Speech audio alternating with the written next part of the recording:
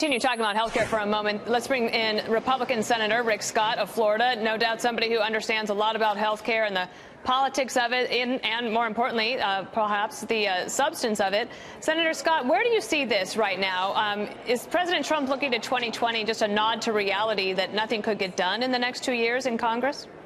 Well, let's think about it. It has to get through Nancy Pelosi. The Democrats want to ruin health care. They want Medicare for all. They want to ruin, first off, Medicare, and second, kill everybody's private insurance. What everybody ought to focus on is what everybody talks about and doesn't do. Get the costs down.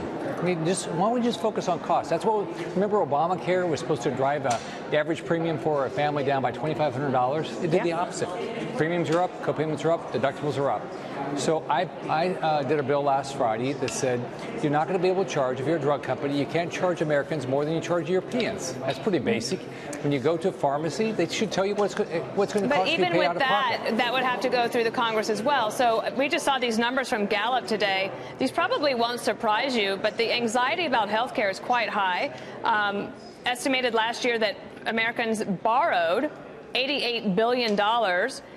15 million were deferred purchasing for drugs, and 45% said a major health event could lead to bankruptcy for them. So that anxiety is really high. And take a listen to what Nancy Pelosi said earlier today.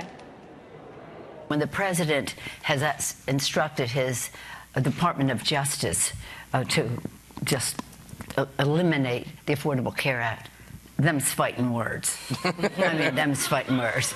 Martin Luther King said, of all the inequalities, the one that is the most inhumane is the inequality in access to health care, because people can die.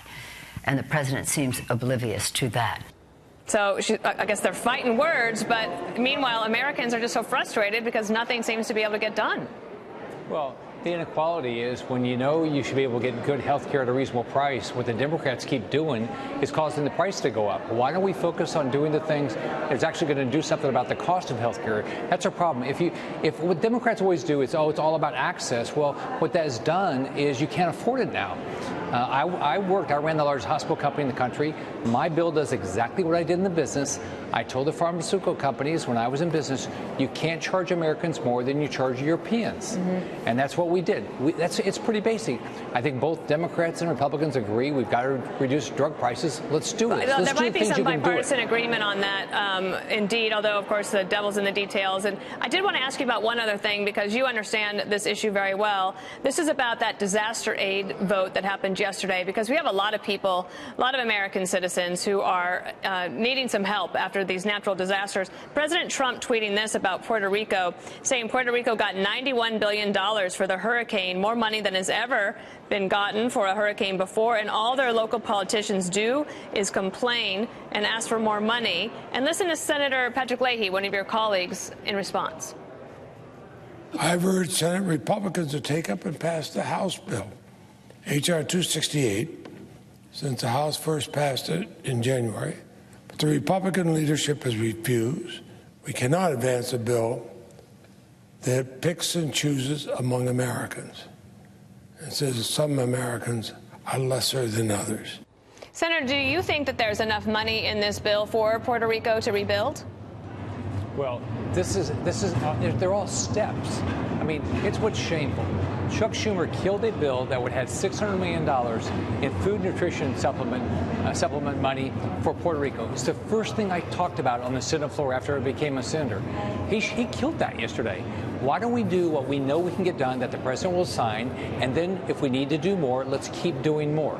But what they're doing, what the Democrats are doing, is you're playing politics. Now think about this for a second.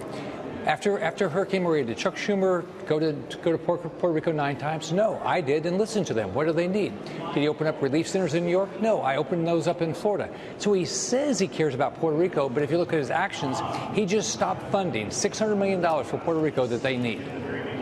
So where do you think this goes from here? Because there's Americans all across the country.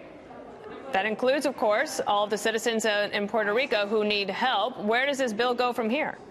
I'm very disappointed in Chuck Schumer that he's killing disaster relief. We need it in Florida, we need it in Georgia, we need it in South Carolina, we need it in North Carolina, and we need it in the Midwest now with the flooding we have, and California. And so Chuck Schumer is just playing politics with this.